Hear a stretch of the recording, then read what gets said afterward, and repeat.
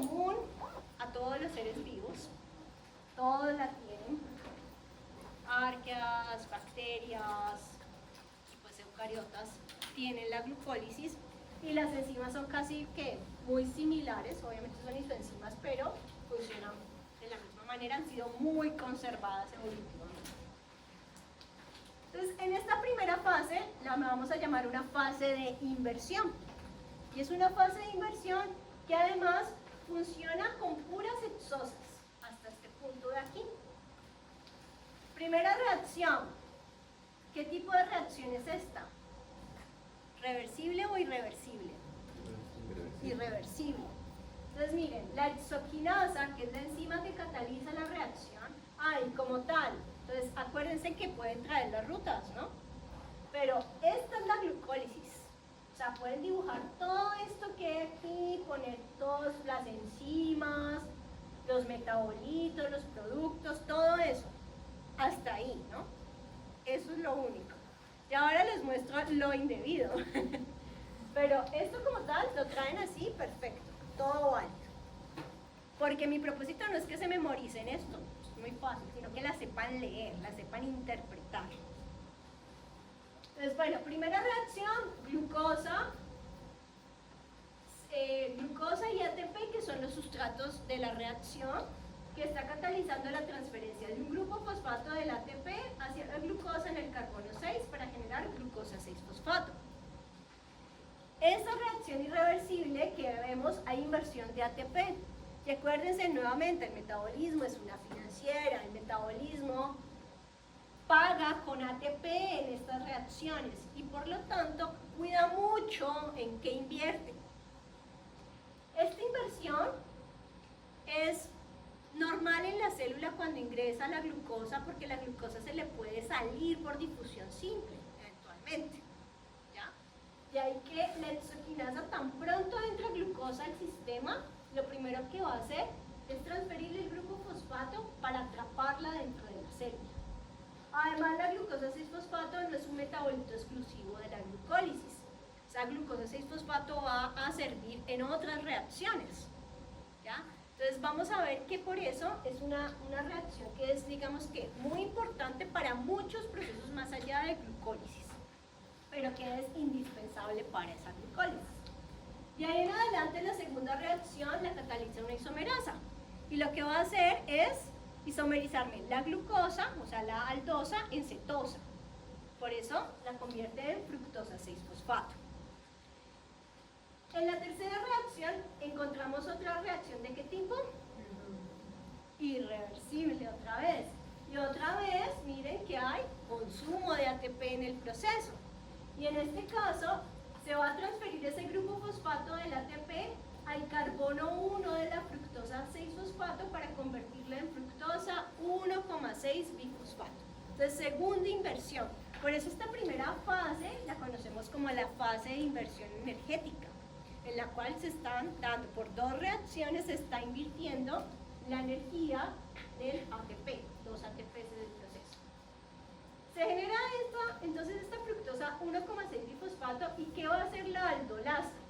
La aldolasa va a romperla, va a generar una ruptura, además que es una ruptura que va a ser isométrica, o sea, va a ser exactamente 3,3.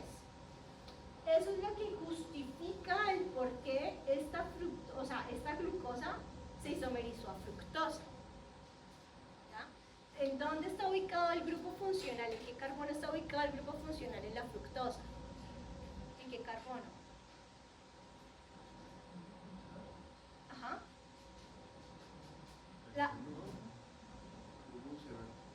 En la glucosa, que es una aldosa, ¿dónde estaría el aldehído? En el 2, en la quién, pero quién. ¿Para quién? ¿Para fructosa o glucosa? Para fructosa. Ajá. Entonces piensen en esta, la diferencia entre aldosa y cetosa, porque son isómeros, en que está el grupo funcional, está en el carbono 1, mientras que en la cetosa está en el carbono 2. ¿Listo? Eso va a ayudar, o eso va a hacer una gran diferencia a la hora que sea procesado por una aldolasa, que va a buscar el grupo funcional. Entonces, no es lo mismo unirse al del carbono 1, que va a llevar a que se estabilice y que genere una ruptura 2,4, a uno que ya está en el carbono 2 y que va a desestabilizar y les va a generar 3,3. ¿Sí? Entonces, la isomerización por eso es tan importante en el proceso, porque cuando se rompa, la hexosa se va a romper en partes iguales. ¿Listo? Gracias a que el grupo ceto está en el carbono 2. Pero si lo hiciera con esta, con una aldosa, que perfectamente podría recibir otro grupo fosfato, y sí, glucosa 1,6-bifosfato, el problema es que ya el aldehído está en el 1, entonces a la hora de romper esto me va a generar una de 2 y una de 4. Y eso es prácticamente tener como dos rutas metabólicas como independientes. ¿Listo? Entonces no es favorable. Entonces es mucho más costo efectivo que hacer. Facilito. Isomerizar. Entonces es mucho más cómodo para ello isomerizarla para poder generar esta ruptura simétrica. Y la ruptura simétrica, mire, me genera una cetosa y una aldosa. Hidroxiacetona, fosfato, gliceraldehído, fosfato. Ambos son isómeros funcionales.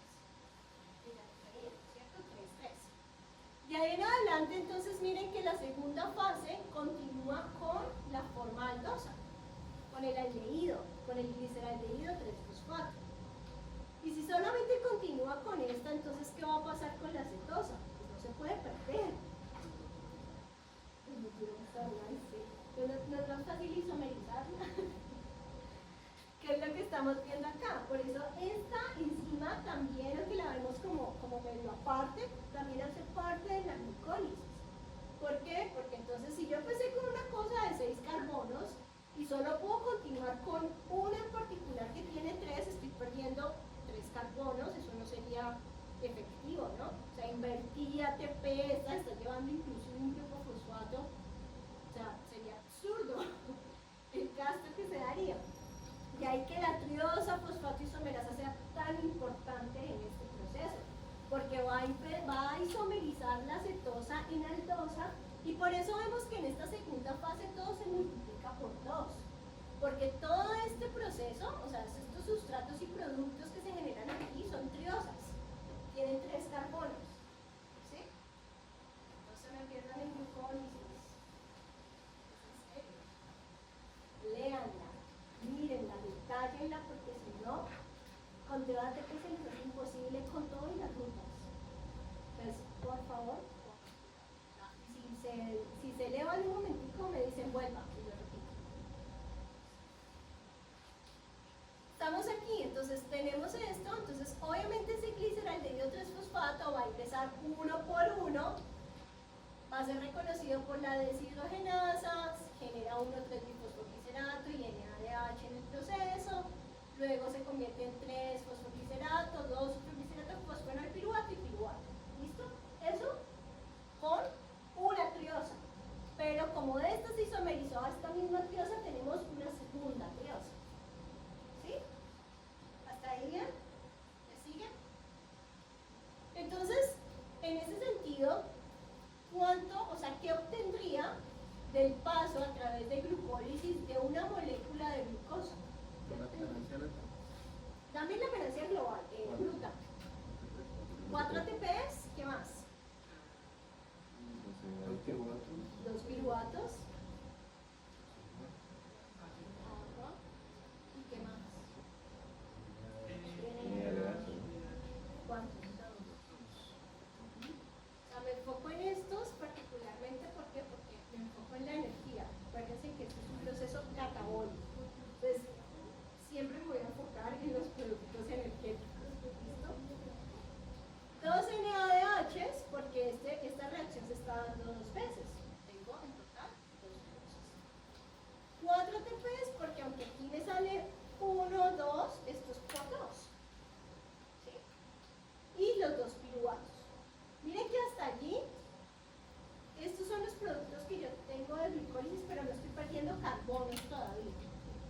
Yo solo miro para hacer el conteo, como lo que se obtiene. Solo miro como la parte de abajo que dice por 2 o todo. Depende. O sea, el por 2 tiene un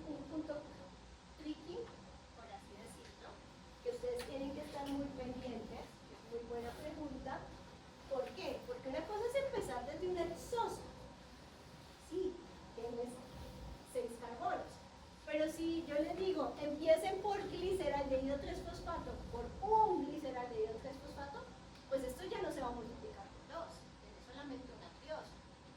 Entonces aquí ya no multiplicas por 2, esto va por 1. ¿Sí? Acuérdense que esto es una ruta, es como entrar a la quinta, pues, y yo tengo calles que me pueden desembocar en la quinta. Y eso no significa que yo tenga que empezar desde donde empezó la quinta para poder entrar a la quinta, ¿no? Si voy en el camino, en la mitad, 3/4, igual puedo ingresar. Entonces me ahorro, digamos, ciertas cosas.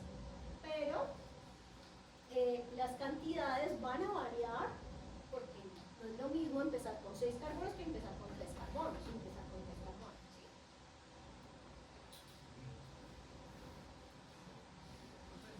Los dos piruvatos aquí abajo, ¿cierto? Sí, es el producto de toda la ruta. O sea, ahí terminó la ruta.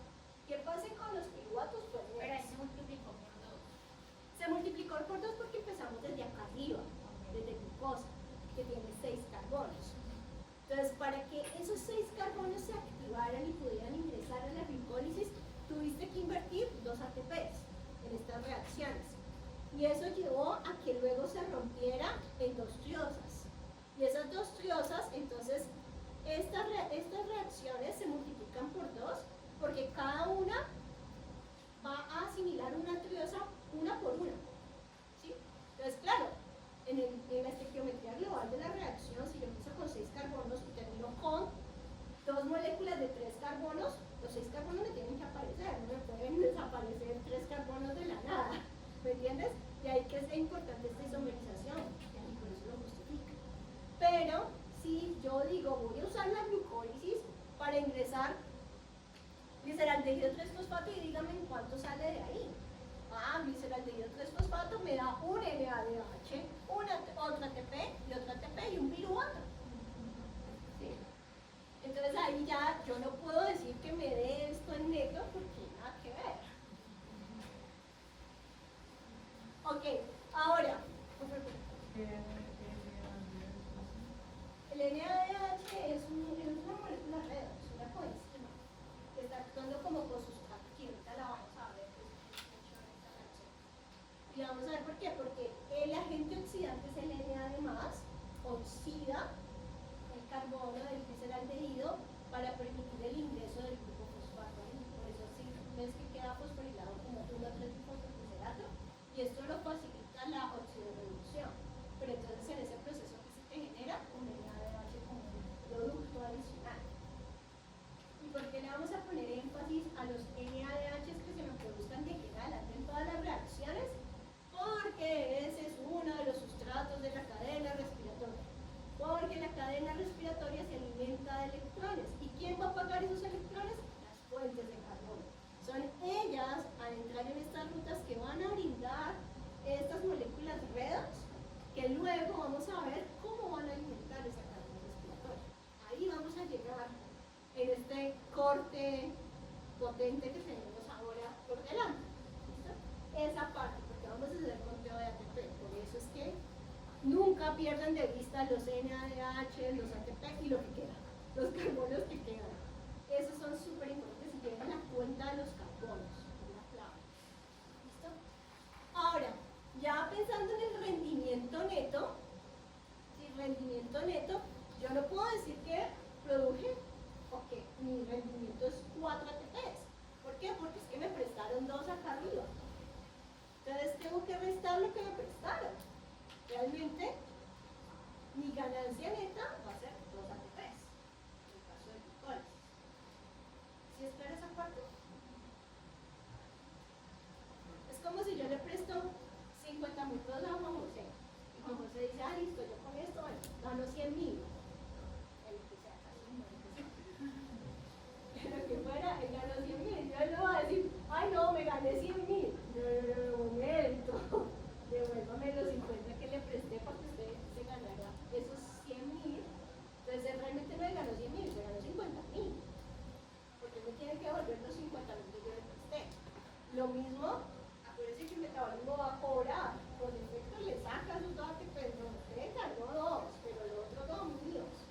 Yo se los presté para que puedan tener ese rendimiento. ¿Listo? Pero eso lo sería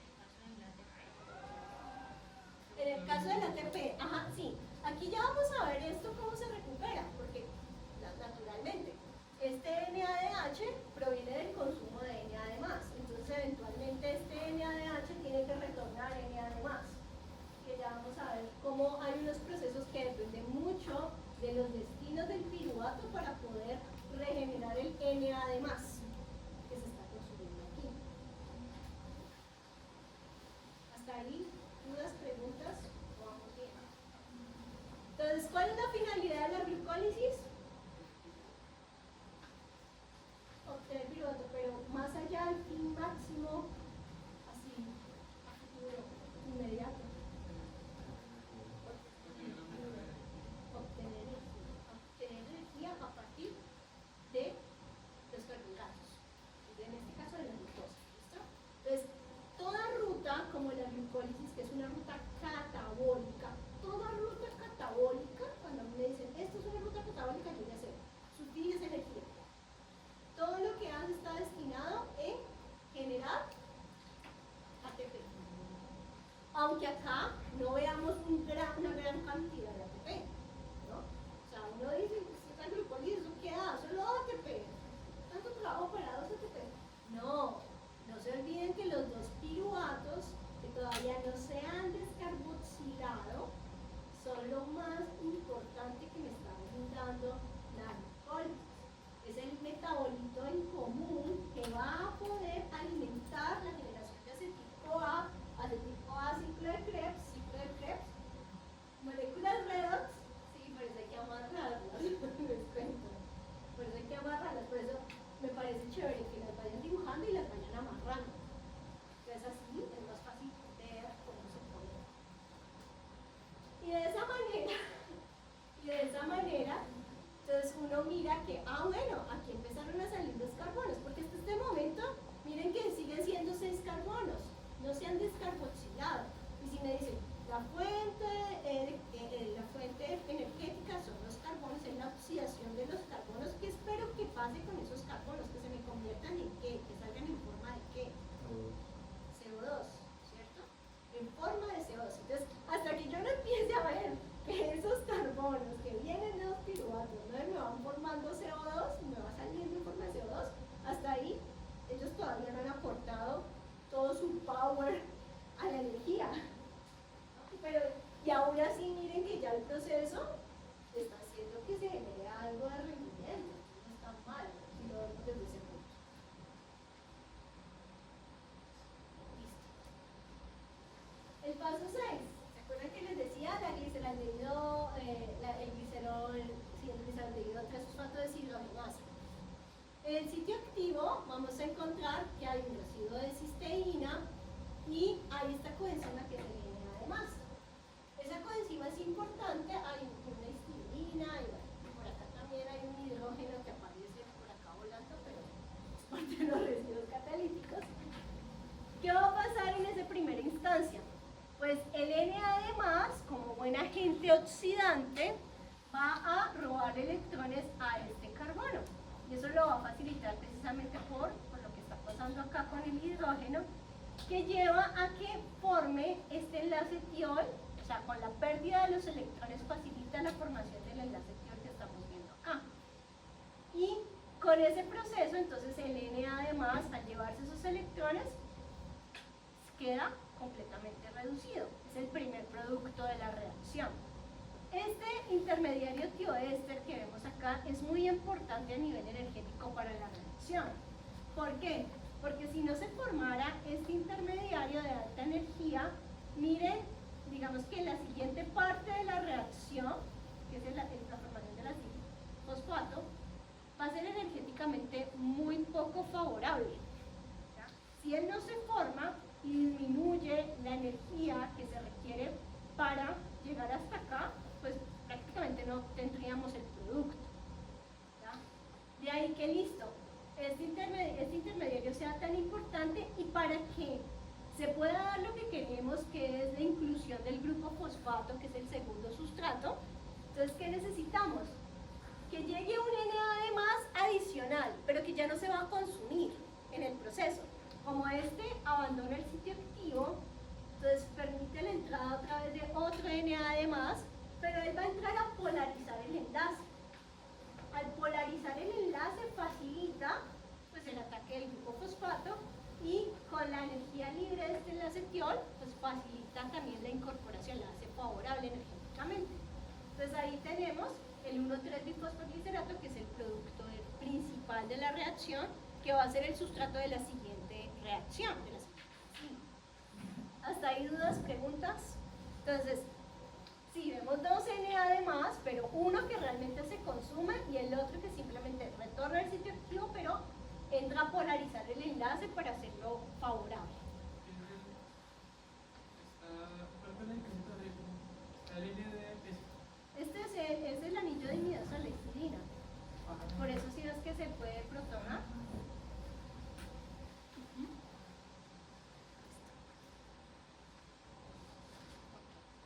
Miremos los cambios energéticos de las 10 reacciones de glicólisis. Entonces, en esos cambios, miren que las reacciones pues muy exergónicas, como las irreversibles sobre todo, facilitan y apoyan a quienes, a reacciones que, porque no todas son exergónicas, ustedes las ven allí, miren que todas las reacciones no son exergónicas. ¿Cuáles serían endergónicas? La isomerización, ajá.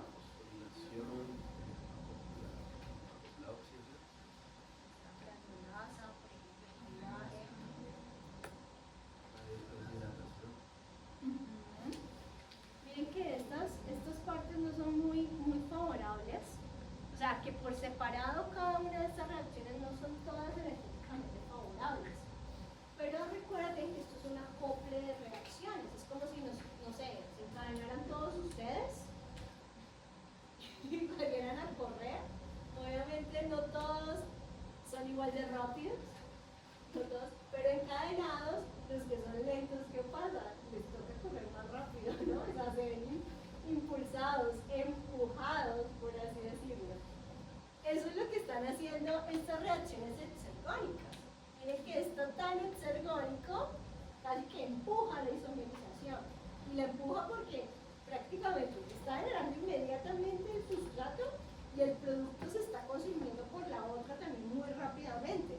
Entonces eso jalona, el equilibrio lo desplaza, más el input energético que está generando. Entonces si uno suma todo esto, ¿qué esperaría obtener? Que sea negativo, ¿cierto? Que la sumatoria me dé negativa, porque si no, pues obviamente esta cosa no sería favorable para nada, no sería una ruta en sí favorable. Entonces, siempre que veamos rutas metabólicas, en general vamos a encontrar esto, vamos a encontrar reacciones endergónicas, unas muy exergónicas, pero que al final en el global, cuando yo hago la sumatoria, me debe dar un resultado negativo, ¿no? Un delta negativo, porque es lo que está facilitando que ese proceso vaya en esa dirección, que el flujo vaya, no avance. ¿Cuáles son las condiciones que no son estándares? ¿Vale? Ajá. Pero, o sea, No, pero igual, o sea, aquí sí, las no estándares y las estándares. Ajá. Sí, por eso ves que es más grande, o sea, más grande la diferencia, y de hecho, bajo estas condiciones estándar, esta es positivo, pero realmente ella es negativa.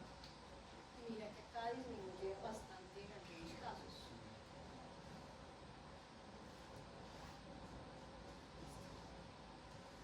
Pensemos en el piruvato. Entonces ya obtuvimos el piruvato. ¿Listo? Tenemos ese piruvato.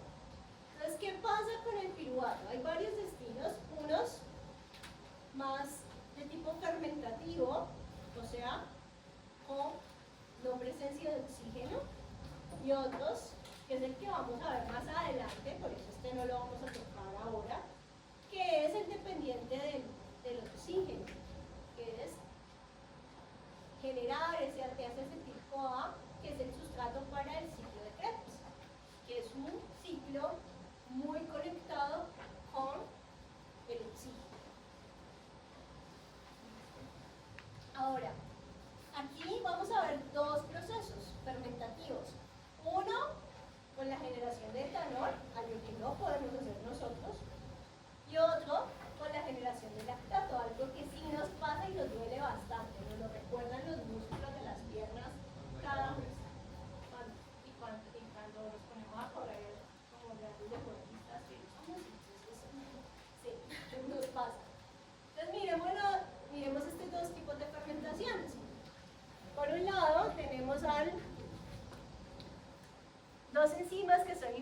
importantes para que esos organismos fermentativos que pueden generar fermentación etanólica, que nos gustan tanto, los apoyamos tanto, nos encantan esos, pues lo puedan hacer. Y es que el piruvato, por reacción irreversible catalizado por una descarboxilasa, entonces se descarboxila en acetaldehído, y el alcohol deshidrogenasa en este caso utiliza ese NADH que se obtuvo de la glucólisis con el propósito de reducir el acetaldehído en etanol. También es una reacción reversible, entonces también el etanol se puede oxidar para generar acetaldehído por la glucosa. En el caso nuestro, ¿y cuándo se da esto? Cuando hay fatiga muscular o cuando estamos sobreesforzando el músculo. ¿Por qué? Por contracción. O sea, empezamos a correr y empezamos a correr. Y entonces, no, sí, 10 minutos, y empieza a dolernos, ¿no? Y el músculo empieza a decir, ¿qué pasó aquí? ¿De dónde salió esto? Necesita contracción muscular, y la contracción muscular, para que sea efectiva, requiere de ATP. Entonces, ¿qué va a empezar a sensar? Un músculo no entrenado, ¿no? Le están demandando una gran cantidad de contracción muscular, una gran cantidad de ATP que es inmediata. ¿Qué va a empezar a pasar también simultáneamente? Las concentraciones de oxígeno, por la gran demanda de energía, se empiezan a bajar.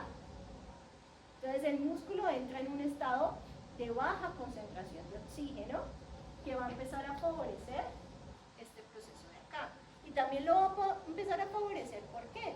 Porque le interesa más rápido esos 2 ATP de la glucólisis, que se los da muy rápido, que esperar a que el piruvato vaya, haga, sí, ciclo de Krebs, todo eso se demora más, tiene más, pero se demora más.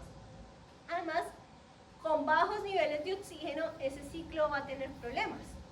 Entonces comienza a activarse el lactato deshidrogenasa, que reduce el piruvato del lactato, y el lactato es una vía muerta. O sea, el lactato no es sustrato de nadie, o sea, se empieza a acumular en el músculo. Se empieza a acumular en el músculo, pero tiene capacidad de salir del músculo por sí mismo. Pero cuando ya se ha acumulado bastante, por eso es que nos duele, y por eso nos pasan días en que nos duele todavía el músculo, porque es un ácido.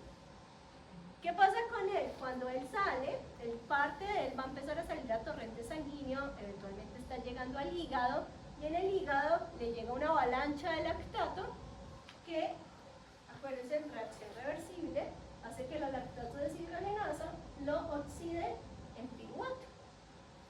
Y en piruvato, o sea, y haciendo lo contrario, lo que está activando es un proceso gluconeogénico. Está haciendo que el hígado, con estas fuentes de carbono, comience a generar glucosa. Glucosa que va a sacar el torrente sanguíneo y que eventualmente va a llegar otra vez al músculo, que es el que más glucosa está demandando en ese momento por la actividad, por la actividad metabólica, ejercicio, pues la demanda energética que tiene. Entonces, en este caso, nosotros por eso podemos producir y sacamos lactato cuando se dan estos eventos. Y el lactato precisamente se convierte también en una fuente de carbonos para procesos gluconeogénicos, pero ya por fuera del músculo. Igual no me preocupen que esto lo vamos a ver con el ciclo de Crawley la próxima clase.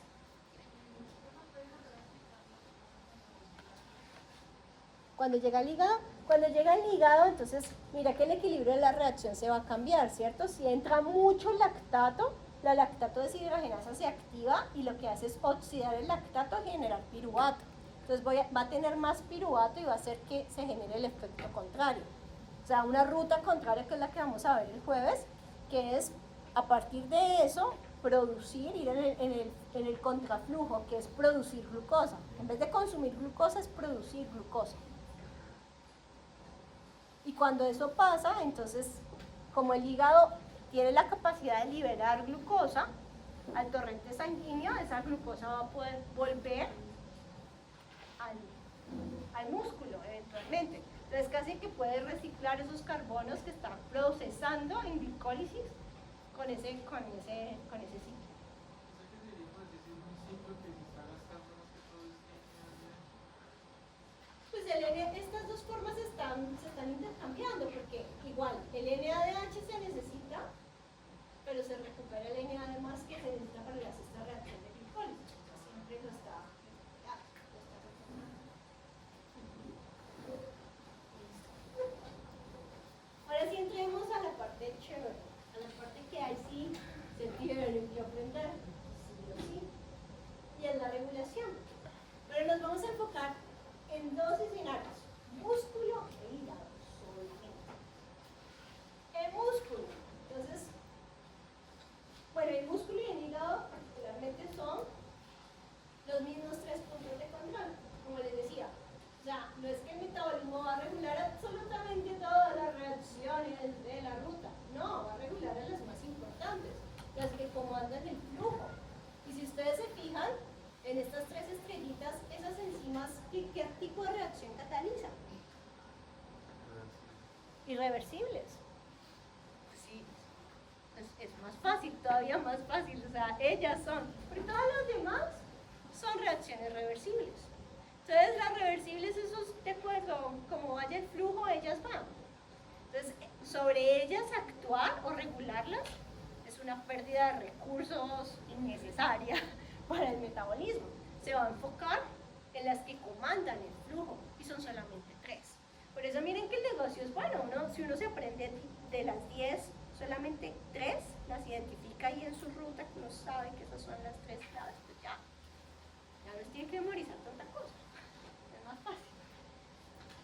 Además que ni siquiera hay que memorizarla, el mismo dibujo les dice, miren, esto es lo irreversible, esta otra es lo irreversible, y esta tercera, ya, las 3. Fácil, ¿no? Son las 3 únicas irreversibles. No, esta es reversible. No. Abajo. Esa de ahí. Estas son reversibles, tienen doble. Todas estas tienen doble. ¿Sí ves? Todas estas son reversibles, entonces pues nada. Entonces estas 3, hexoquinasa, fosfofructoquinasa y piruvatoquinasa, las 3 enzimas claves en la regulación. Entonces vamos a empezar por ¿qué regula a la fosfofructoquinasa? Altas es una regulación alostérica. ¿Y qué es la regulación alostérica? ¿Qué es la regulación alostérica? ¿Qué?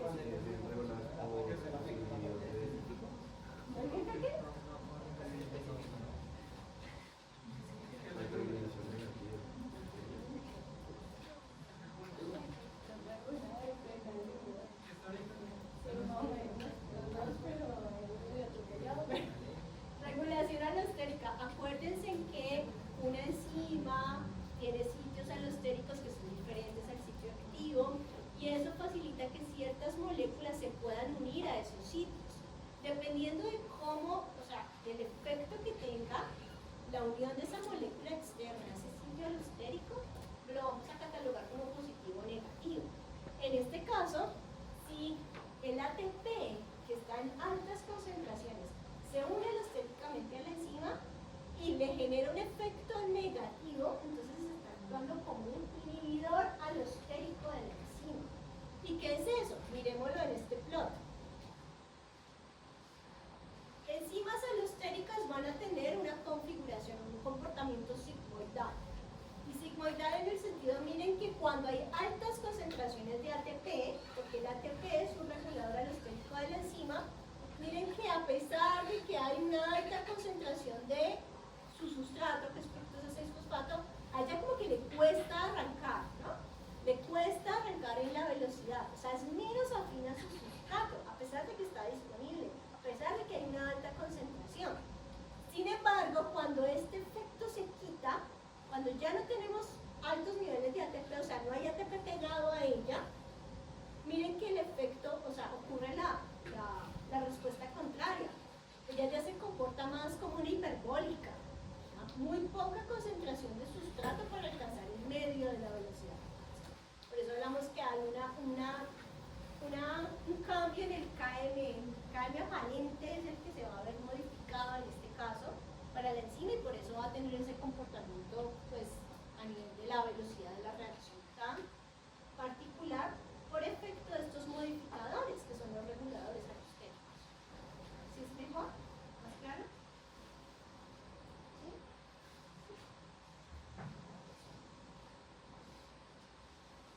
caso contrario, AMP. Entonces, hagan de cuenta que aquí en vez de low ATP, diga alto o high AMP. Altas concentraciones de AMP activan alostéricamente a la fosfofructoquinasa. Entonces, así como tenemos un inhibidor, también tenemos un activador que va a generar todo lo contrario. En el músculo, acuérdense que como produce el ácido láctico, pues el medio ácido también termina siendo un regulador alostérico negativo sobre la fosfofructoquinasa. Y digamos que es una manera de controlar un poco con la glicólisis, porque si se acidifica mucho el medio, ¿qué pasaría? Un medio muy ácido para las enzimas. Se desnaturaliza. Entonces, la que va a ser más sensible a esa acidez del medio va a ser la fosfofructoquinasa. Es como que esos hidrogeniones, esas altas concentraciones de hidrogeniones se pudieran unir alostéricamente a la enzima y eso generara que ella se inactivara. Si ella se inactiva, también va a tener repercusiones sobre la ruta, o sea, va a ralentizar la ruta para que no se me genere tanto piruvato, que es el responsable de que haya tanto lactato, ¿ya? Y el lactato, pues, es un ácido, entonces va a llegar a un punto de no retorno la célula, en el cual no puedo acidificar más, entonces necesita tener esos controladores, por así decirlo. Mi pregunta ahora es, ¿por qué creen ustedes que el AMP es el regulador positivo de esto? Porque no el ADP, por ejemplo, sino el AMP.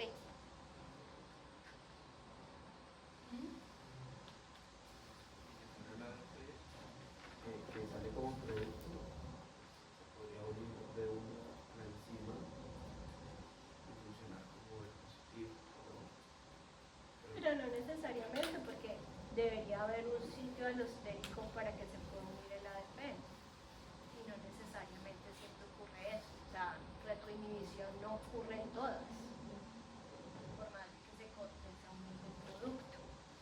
Miremoslo desde este punto. ¿Por qué se convierte en el mensajero de necesidad energética? Resulta y acontece que lo que normalmente tenemos en una célula, en cuanto a las concentraciones de estos nucleótidos, es la siguiente. Tenemos más concentración de ATP que de ADP y que de AMP. ¿Sí? El AMP es el que siempre está en menor proporción con relación a ADP y ATP. ¿Listo? Cuando se comienza a dar que, listo, llevamos muchas horas sin comer, sin ingresar fuentes de carbono, las rutas catabólicas se encuentran a la baja, porque ellas ya cumplieron, digamos que hubo un proceso de mucha concentración de energía que llegó a que ellas se ralentizaran, pero que tampoco el ingreso de nada, ningún tipo de regulación está haciendo que ellas se activen nuevamente. Entonces va a haber un momento en el que las concentraciones de ATP se van a bajar conforme a las de ADP, porque el ATP se sigue utilizando en todos los procesos. Nuestro corazón sigue en contracción muscular, nuestros pulmones iguales, por más de que estemos dormidos, entonces va a haber un gasto energético constante. Esto, entonces, es lo que inmediatamente cesa la enilatoquinasa, que es una enzima que prácticamente está muy alerta a ver dónde se está presentando un desnivel en las concentraciones de ATP. Y lo que hace ella para mantener otra vez estos niveles es activar esta reacción que consume ADP como sustratos para mantener las concentraciones de ATP.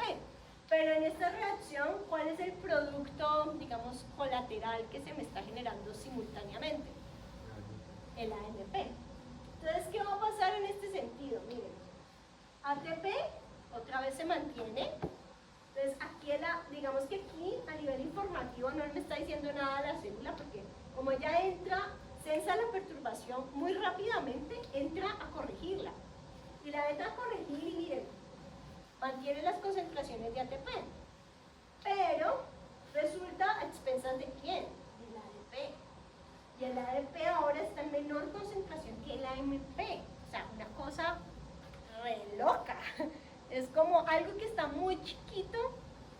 se hace un poquito más grande, como que te ilumina, ¿no? Como que genera un mayor impacto en la célula.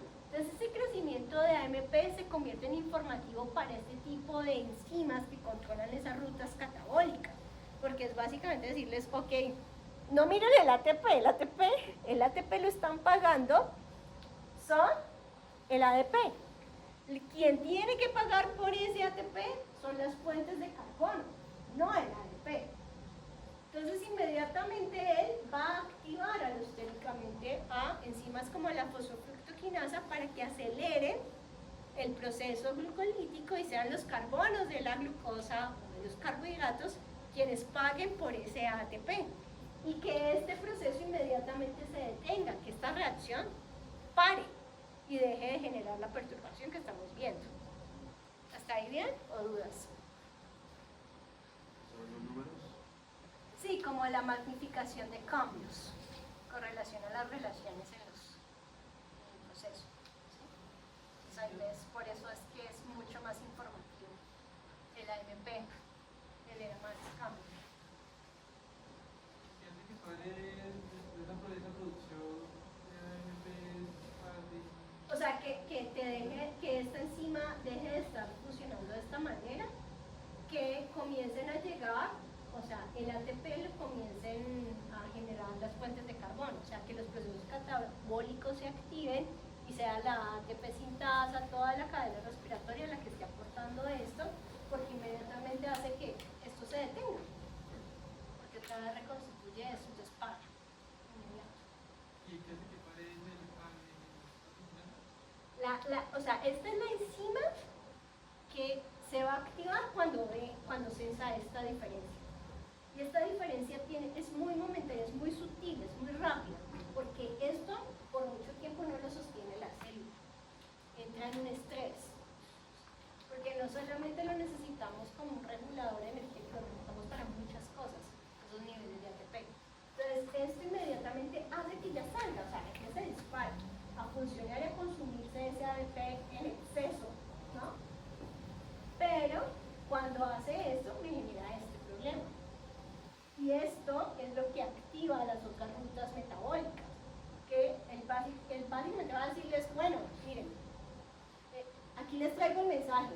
El ATP está perfecto, pero lo está pagando el ADP. Entonces, muévanse. Muévanse porque necesitamos usar las fuentes de carbono para que sean esas las que paguen por este ATP, no el ADP. Entonces ahí ya, cuando eso arranca, pues obvio esto se frena. Miren todos los cambios en el control del flujo que se dan así, uno tras otro. Esa es la parte chévere.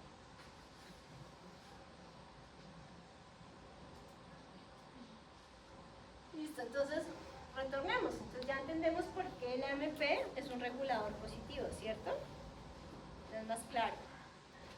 ¿Ya han escuchado el AMP cíclico y todo eso? ¿Qué es? Pues eso es el de la crisis, de la cero energía, el mensajero que nos dice, muévanse. Sí, ese es el importante por eso.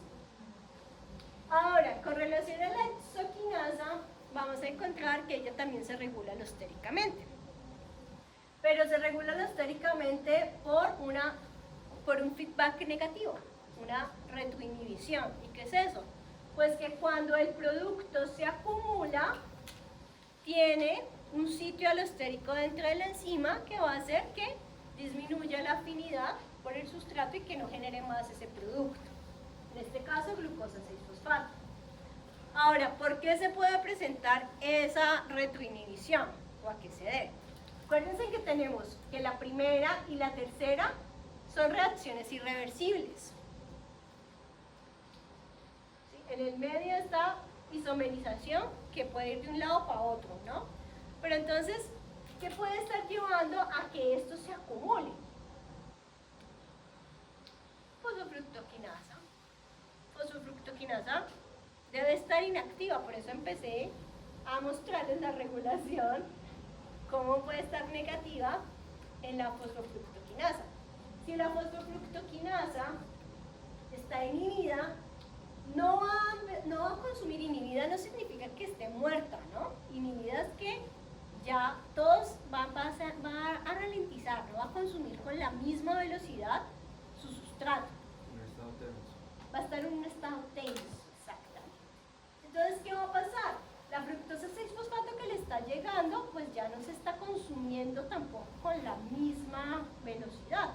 Entonces empieza a acumular.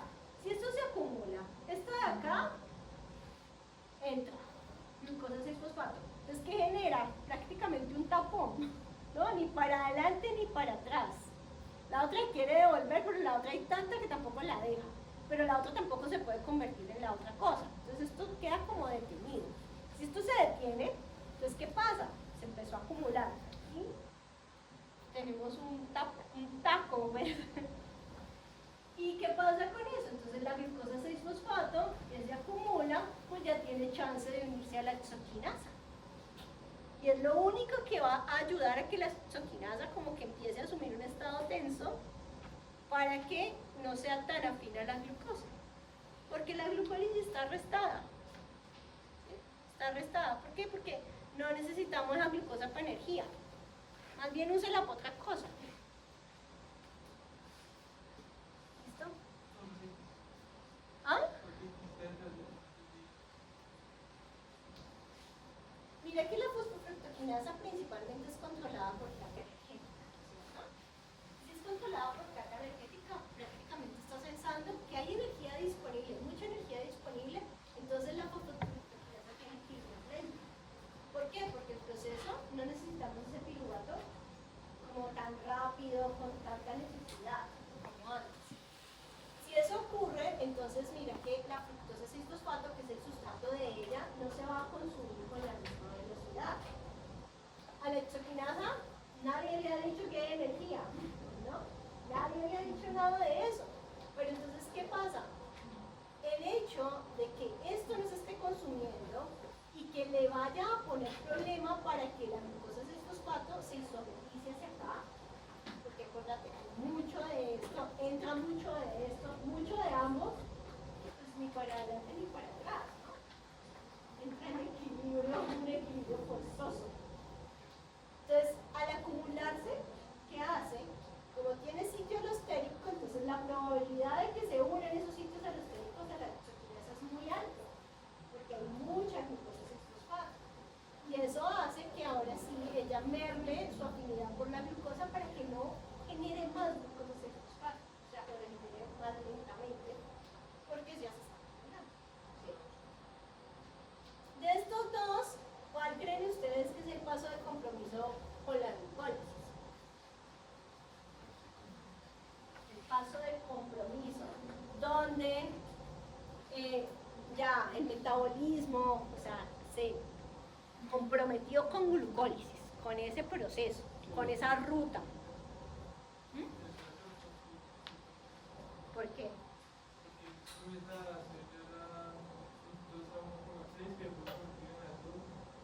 muy bien, exacto. Sí. El paso de compromiso no es hexoquinasa, sino fosfofructoquinasa. O sea, la hexoquinasa es una enzima importante, también se regula allí, pero esta glucosa 6-fosfato no es exclusiva de glucólisis.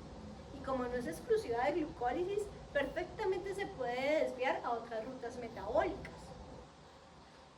Casi que piensen que cuando entra la glucosa a su célula, dependiendo de la ruta que esté más activada, va a jalonar la glucosa 6-fosfato para un lado o para el otro.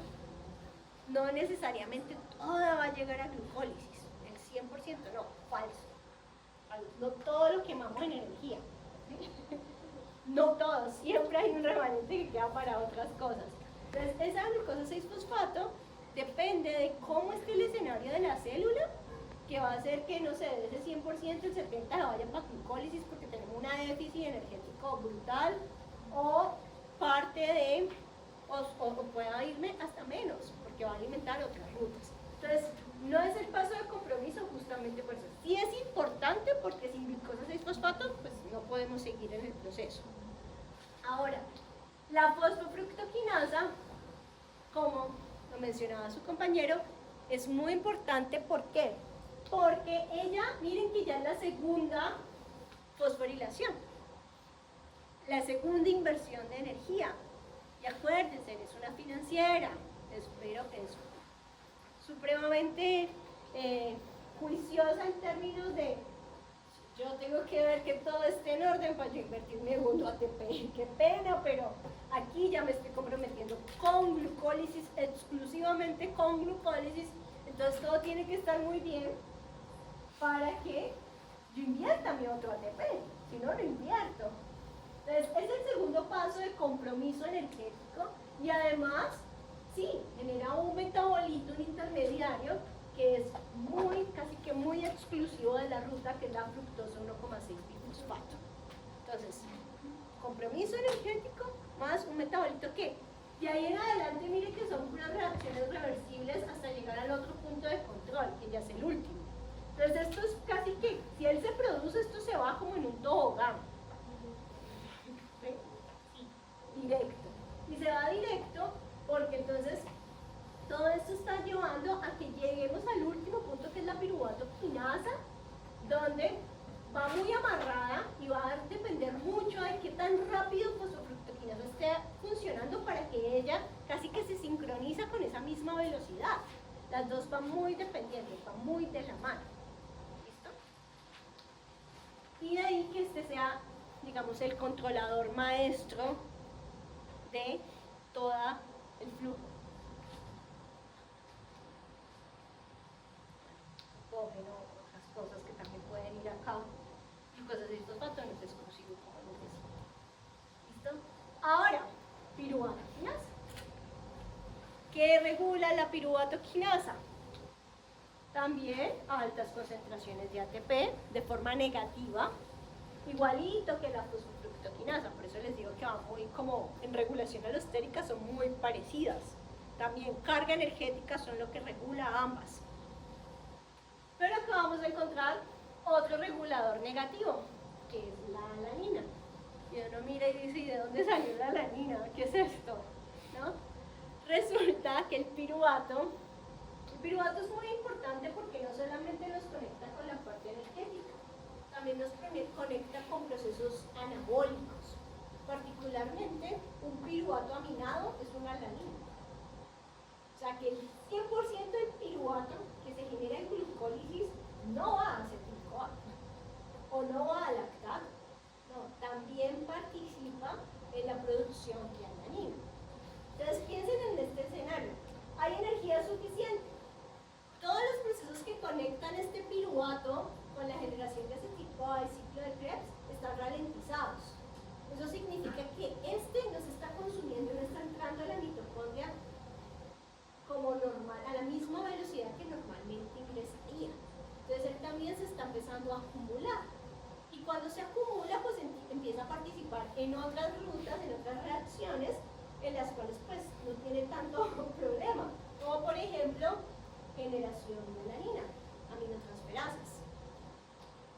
¿Qué pasa? Que también la alanina llega a un punto y dice, basta, auxilio, ya no más. Pero ella sí tiene un sitio alostérico en la piruvato-quinasa. Entonces la alanina se va a unir alostéricamente a la piruvato-quinasa porque se está acumulando y eso va a repercutir ¿en qué? En que ya no sea tan afín al fosfonol y por lo tanto produzca de forma más lenta, entonces en el global menor cantidad piruvato, que es el que está llevando a que ya se genere. Entonces es parecido a lo que veíamos acá con la glucosa 6-fosfato, pero a diferencia de este, el piruvato no tiene sitio alostérico de reconocimiento de la piruvato-quinasa. Por eso digamos que un metabolito es precursor de la alanina y la alanina sí lo tiene. Entonces casi que una repercusión como indirecta por allá, como te mando a ti para que hagas lo que yo no puedo hacer, que es controlar esta enzima.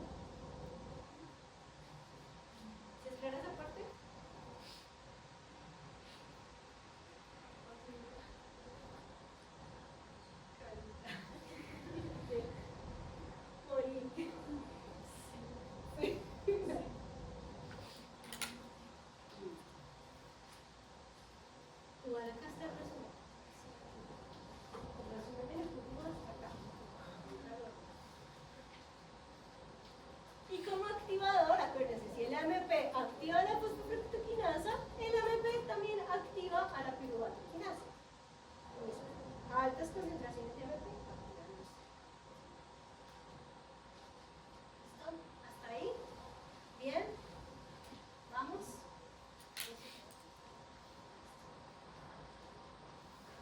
Entonces piensen en la actividad muscular.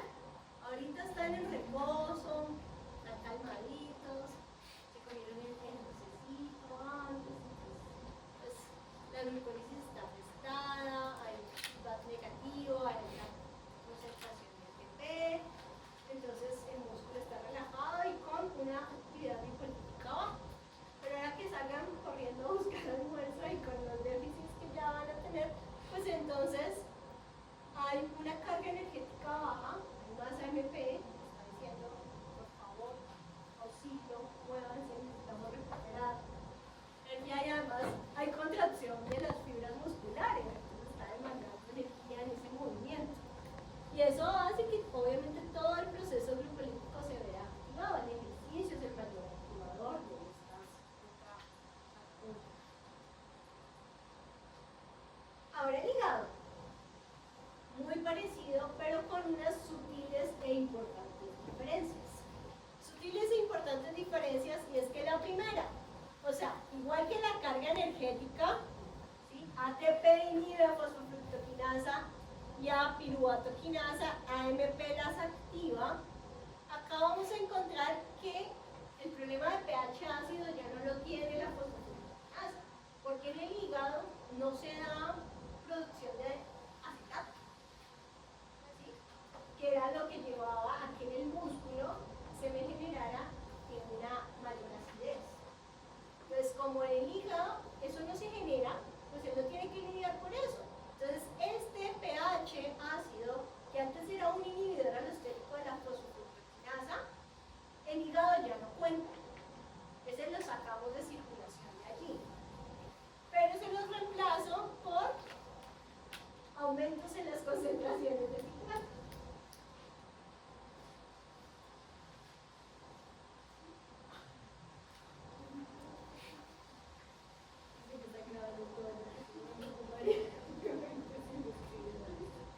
Altas concentraciones de citrato. ¿Qué pasa y por qué el citrato? Resulta que tengan presente, el hígado es un órgano más anabólico que catabólico. O sea que consume poca energía realmente, él consume poca energía. Entonces los eventos en los cuales él tiene la carga energética completa, alta, son más comunes que en los órganos más de tipo catabólico como el músculo esquelético en general. ¿Ya? Ante eso, entonces los eventos de salida del citrato de la mitocondria, porque esta es una molécula que se produce dentro de la mitocondria, van a ser más frecuentes en el hígado que en el músculo. ¿Y qué pasa cuando sale citrato? Es porque hay alta concentración de energía, hay alta concentración de ATP. Si no, él no podría salir, porque se estaría consumiendo en el ciclo de Krebs. Entonces, esa molécula rara, que no hace parte normalmente del citoplasma y que sale solamente en eventos en los que la carga energética está alta, entra a apoyar el efecto del ATP. ¿Sí? ¿Sí lo entienden? No, ya murieron. Sí. Es que ya murieron, sí. Entra a apoyar el efecto del ATP. Entonces, por ahora, escríbanlos y lo vamos interiorizando lentamente, poco a poco. Entonces, en el hígado, a la fosfofructoquinasa la va a inhibir alostéricamente las altas concentraciones de ATP y las altas concentraciones de citrato. Adicionalmente, la va a activar el AMP que ya veíamos en músculo, pero también acá nos aparece una molécula como aparte, diferente, rara, que es la fructosa 2,6 bifosfato. Fructosa 2,6 bifosfato. Esta es una molécula que viene de una reacción aparte, que es una reacción no de la glucólisis. vamos a ver en detalle, no se preocupen. Entonces, miren, esta es la ruta fosfofructoquinasa 1, ¿cierto? Aquí viene la ruta. ¿Listo? Y sobre ella la va a activar fructosa 2,6 bifosfato, que es un metabolito. Esto la activa esto. Y viene de fructosa 6 bifosfato.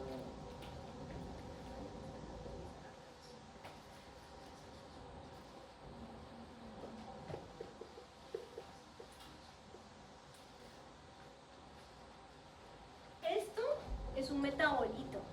¿Y qué significa eso? Que si esta es mi ruta, todo lo que está dentro del azul es mi camino. Esa es su glucólisis. Todo esto es su glucólisis. O sea que esto viene de una calle aparte, de una reacción aparte.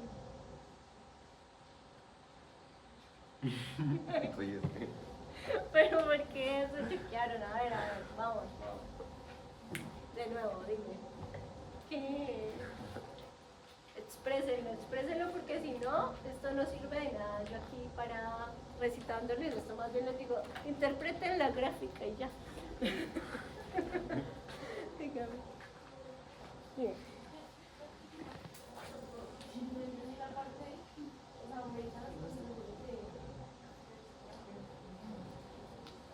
Todas esas moléculas alostéricas, ¿sí?, se van a poder unir más fácilmente a la enzima cuando están en altas concentraciones. ¿Sí me entiendes? Porque son interacciones débiles. Entonces, ¿cuándo se genera ese efecto? Cuando tenés ese tipo de molécula en altas concentraciones. Para bien o para mal, o sea, para generar el efecto positivo o negativo. Siempre es porque hay una gran cantidad de ese tipo de moléculas. ¿Sí es clara esa parte?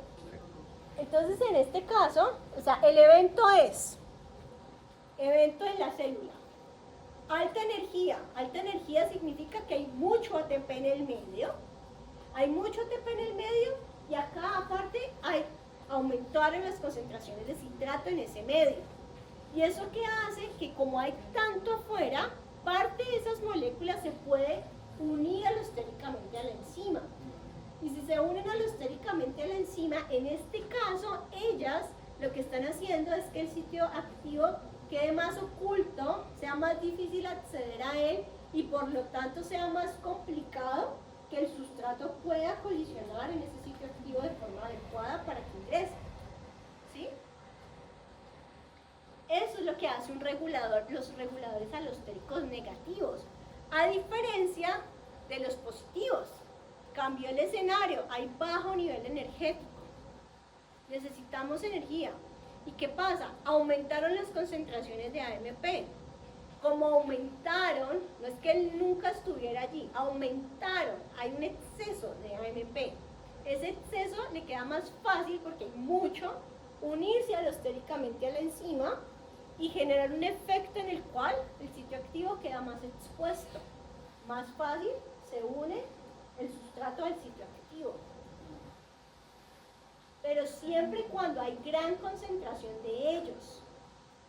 ¿Sí es clara esa parte? Dígame.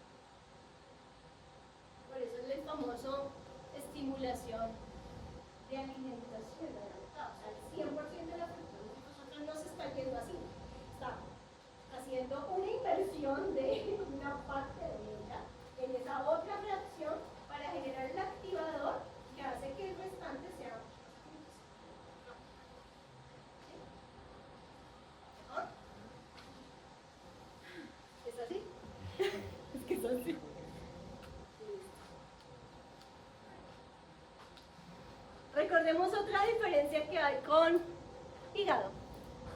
La glucoquinasa. No es hexoquinasa, sino glucoquinasa. O sea que esto es una isoenzima en el hígado.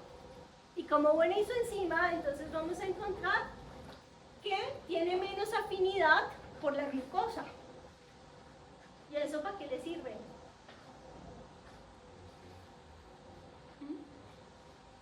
¿Para qué le puede servir tener un mayor KM a la glucoquinasa con relación a la hexoquinasa, que es la isoenzima que cataliza la misma reacción? O sea, ambas convierten glucosa en glucosa 6-fosfato. Pero entonces, en términos cinéticos, ¿qué significa que esta tenga un mayor KM?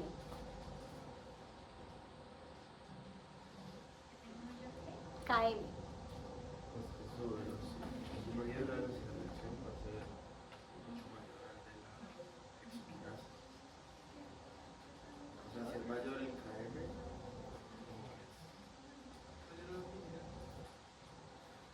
mayor el KM, Mayor KM, menor afinidad. Ajá. Sí, sí, sí. Va a ser menor la afinidad, o sea que se demora más en llegar a un medio de la velocidad máxima. o sea, no va para reproducir si hay mucha glucosa de fosfato, como no es inhibida, entonces no va para reproducirla más fácil. Pero entonces, ¿por qué le conviene al hígado que ella tenga menos afinidad por la glucosa? Que el músculo. Porque cuando hay, por ejemplo, bajo niveles de sangre, no se puede consumir la glucosa, entonces Exacto. Como el hígado es un reservorio, por ejemplo, de glucógeno, de las reservas de glucosa, entonces él es muy sensible a esas fluctuaciones de glucosa, sobre todo a nivel pues, de torrente sanguíneo. Entonces, ¿qué va a hacer cuando hay abundancia? Cuando vuelve y juega chocolatina, gaseosa, pizza, etc. Cuando hay exceso, pues entonces fabuloso, la glucoquinasa no tiene problema, ya entra glucosa, hay mucha glucosa, entonces tener ese KM un poco más alto que la hexoquinasa no le genera ningún problema a ella, sigue funcionando. Y otra cosa que tiene de diferente frente a la hexoquinasa es que ella no sufre inhibición reversible, o sea, esta glucosa 6-fosfato que genera, no se le va a poder unir a ella por más que la glucólisis esté arrestada, por más de que ella se esté acumulando, ella igual sigue generando glucosa 6-fosfato. Le resbala que haya un montón en exceso acumulado porque no le pega. ¿Por qué? Porque es una isoenzima. No tiene sitio de regulación alosténico ahí. Entonces sigue funcionando, sigue generando glucosa 6-fosfato. Y esa glucosa 6-fosfato eventualmente va a ir a alimentar las reservas de glucógeno o inclusive los ácidos grasos. Por eso es que es exceso de carbohidrato no se engordan. Claro, por esto, por eso, por este tipo de regulación. Pero entonces, como también lo decía, si hay una necesidad de glucosa afuera, pues no necesita que el hígado, que puede tener otras fuentes de energía, se vaya a consumir la glucosa que no hay, gracias. Entonces su enzima por eso está mucho, o sea, menos afina a la glucosa porque no te consuma lo que está a la baja, ¿no? Entonces de ahí que esa sea una buena cosa, pues sobre todo para el sistema que también va a generar, que es generar glucosa, sacar glucosa del hígado hacia el torrente sanguíneo. Entonces no le convendría tener una enzima muy estimulada cuando está haciendo ese proceso, porque efectivamente iría a estimularle glucólisis y entonces no terminaría no haciendo nada. Listo.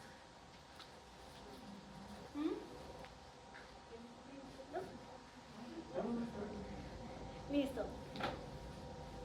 Obviamente, a nivel de células beta pancreáticas, por ejemplo, glucosa 6-fosfato también es muy importante porque va a activar a la insulina. Esta ruta, o sea, ahorita que vamos a almorzar directamente, insulina es nuestra mayor amiga, porque es la que va a estimular a la glucólisis, porque es la que va a hacer que esa glucosa ingrese a las células, pero también que se estimule la ruta glucolítica. Por eso es tan importante la insulina para nosotros, porque no solamente favorece que ingrese esa glucosa y que se baje ese pico de glucemia que le acabamos de lanzar al torrente sanguíneo, sino también porque va a favorecer los procesos que consumen esa glucosa. Digamos que esa es la otra parte que, digamos, en un paciente diabético no les explican, ¿no? No es solamente que los niveles de glucosa se queden un montón de tiempo altos en el torrente sanguíneo, sino que por más de que ingresen, se necesitan de esos disparadores de la hormona para activar los procesos que la consumen. Miremos las isoformas. Entonces, bueno, no, pero perdón, antes de eso me estaba comiendo la piruvato quinasa, lo siento. Piruvato quinasa. Esta es otra isoenzima en el hígado. Oh, por Dios. Sí, yo sé, tiene muchas cosas, varias. El músculo y el hígado, ambas isoenzimas tienen regulación alostérica exactamente igual. O sea, ATP, AMP, alanina, todo lo mismo, el hígado. Pero en el hígado, adicionalmente a la regulación alostérica, tiene otro tipo de regulación. Sí, una enzima puede tener más de un tipo de regulación. Entonces aquí vemos que esta en particular es regulada por modificación covalente reversible, es decir, por ganancia o pérdida de un grupo funcional, en este caso el grupo fosfato. Y esto responde, miren, a dos estímulos claves: altos niveles de glucosa en sangre o bajos niveles de glucosa en sangre, o sea, regulación hormonal. Bajos niveles de glucosa en sangre disparan el glucagón, que promueve a las quinasas y por lo tanto ella es fosforilada. Y en esta forma está menos activa y tiene sentido. No queremos un proceso glucolítico activo cuando no hay glucosa en sangre, cuando los niveles de glucosa en sangre están muy bajos. Entonces, el glucagón está tratando de estimular procesos que puedan mantener esa glucosa y no necesita que enzimas que son claves para el proceso glucolítico que la consumen pues estén activadas. Caso contrario, ahora comimos,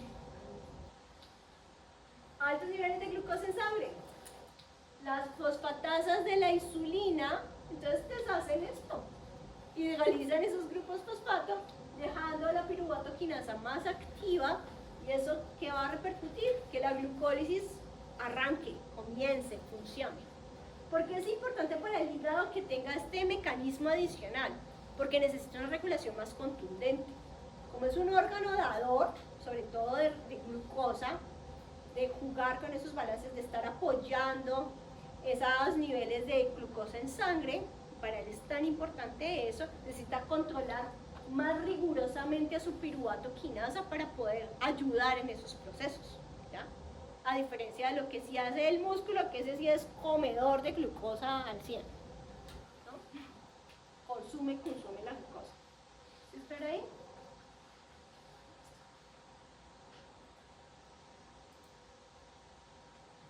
Volvamos acá. Entonces, ahora sí, los transportadores. ¿Qué son los transportadores? Pues son aquellos proteínas de membrana, canales, que van a facilitar el ingreso de la glucosa en sangre a los diferentes tipos celulares.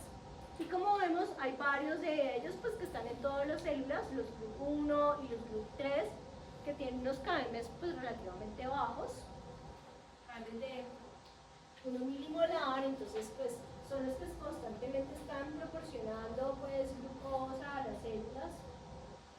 Muchas de ellas que no pueden hacer procesos como gluconeogenes ni nada de esto, dependen completamente de lo que le aporta el torrente sanguíneo. Pero hay otros transportadores que son mucho más estrictos, como es el caso de GLUT2, que los encontramos ya mucho más particulares en mayor abundancia, sobre todo en hígado y en beta-pancreáticas. ¿El hígado por qué? Entonces miren que aquí pasamos de 1 a 15 a 20 milimolar, o sea un KM súper grande. O sea, cuando hay abundancia real, abundancia de glucosa en la sangre, es que va a poder pasar glucosa a través de esos transportadores. Y eso es importante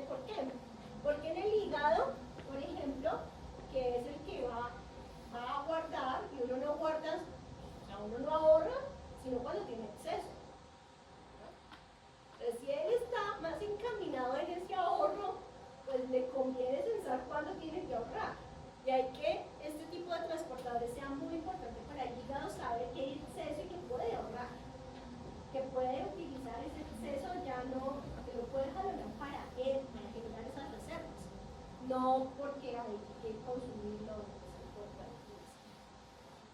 En el caso de las betapancreáticas es porque, acuérdense que la insulina es un simógeno. ¿Y qué es un simógeno? La hormona pues está inactiva en grandes concentraciones. Entonces, ¿qué necesita la betapancreática para saber que ella tiene que sacarla a la enzima y que tiene que activarla? Que tiene que coger esas proteasas y hacer que se rompa y que se active la hormona. Pues necesita el estímulo, que es la glucosa, y saber que hay exceso.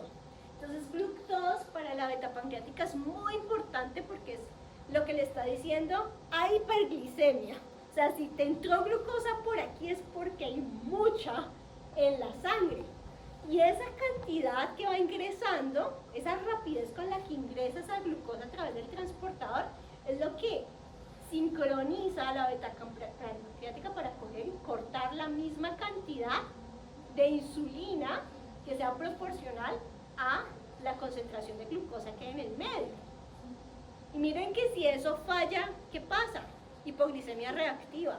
¿No han escuchado la hipoglicemia reactiva? Que hay gente que no puede comer un poquito de dulce porque ya le da la pálida.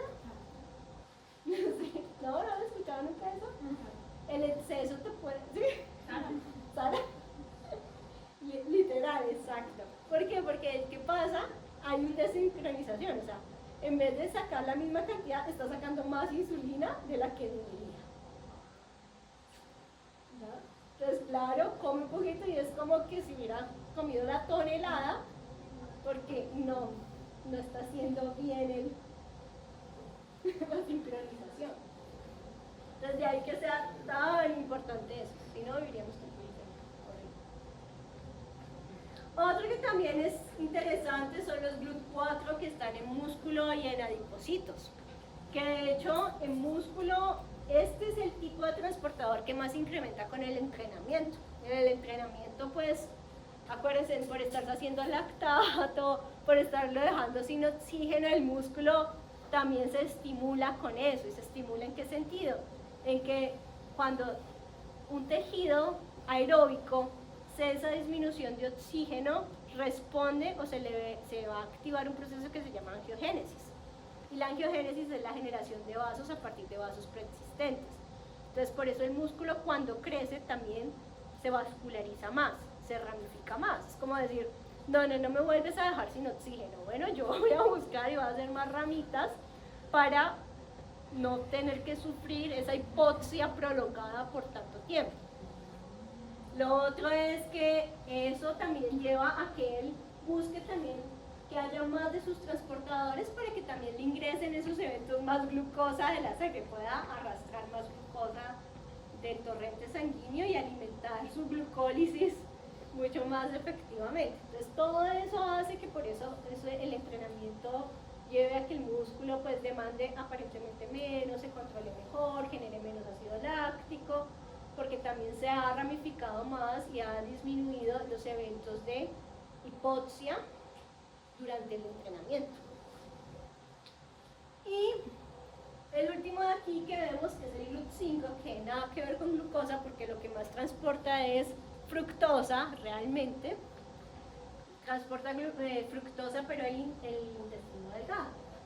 Entonces miren, nosotros manejamos más o menos unos niveles basales entre 4 y 8 milimolar de glucosa. Eso es lo normal. Eso es lo que siempre el metabolismo, en este caso, va a estar pensando que esos niveles se encuentren allí y que un por encima o un por debajo va a desencadenar toda una serie de reacciones de contraflujo pues para mantener los niveles. O sea, nadie puede quedar sin glucosa en la sangre y muere. ni lo otro pues que también va a generar estímulos, ya lo veíamos, altos niveles, insulina dispara, que ingresen a través de los transportadores para bajar los niveles. Bajos niveles de glucosa en sangre, como ahora los tenemos sin haber comido todo este tiempo. Entonces, glucagón nos mantiene gracias a ¿qué? A que estimula las reservas de glucógeno para liberar glucosa y llevar a que esos niveles se mantengan otra vez, que suban, que no se mantengan por debajo de los límites normales. Para resumir, entonces, todo el proceso se da en el citosol o en la citoplasma, como quieran llamarlo. Las tres enzimas claves son hexoquinasa, fosfofructoquinasa y piruvatoquinasa, todas con regulación alostérica. Sin embargo, hexoquinasa y piruvatoquinasa son isoformas entre músculo e hígado, y particularmente la piruvatoquinasa, la principal, digamos, modificación que tiene al ser isoenzima es la modificación covalente reversible, que es adicional a la regulación alostérica. Y el transporte de esa glucosa a través del torrente sanguíneo hacia las células es a través de isoformas, particularmente, es lo que permite que ingrese la glucosa. Entonces, vamos a mirar el resumen ejecutivo que ya hice acá. Ustedes les va a ayudar, yo creo que les ayuda más de esta manera. 2, ¿qué tenemos? O sea, esto es lo que no debe ir en la cartelera. Es lo que no debe ir en la cartelera. Entonces, sí, no debe ir en la cartelera. Hay que aprendérselo, pero no debe ir en la cartelera. ¿Qué tenemos en MUSC? Entonces, hexoquinasa, fosfofructoquinasa y piruvatoquinasa. Las tres enzimas claves reguladoras de la glucólisis. En músculo vamos a tener que el inhibidor alostérico son las altas concentraciones de glucosa 6-fosfato. Pero en hígado realmente no tenemos un regulador alostérico como tal. Tenemos es una isoenzima, que es la glucoquinasa, y que no va a tener ese tipo de regulación. ¿Listo? No tiene ninguno de esos cuatro tipos, esos otros tipos de regulación. En el caso de la fosfofructoquinasa 1, que así es como se llama el nombre completo de la enzima, tenemos que las altas concentraciones de ATP y las altas concentraciones o el descenso de pH son inhibidores alostéricos de fosfofructoquinasa 1 en músculo, y las altas concentraciones de AMP son activadores alostéricos. En el hígado vamos a tener que altas concentraciones de citrato y altas concentraciones de ATP inhiben alostéricamente, y que las altas concentraciones de fructosa 2,6 difosfato y las altas concentraciones de AMP activan alostéricamente a la fosfofructoquinasa 1 en hígado. Piruvatoquinasa, altas concentraciones de ATP, altas concentraciones de alanina, al igual que el hígado, ¿no? Lo mismo, inhiben alostéricamente, igual que altas concentraciones de AMP, en ambos casos activan alostéricamente.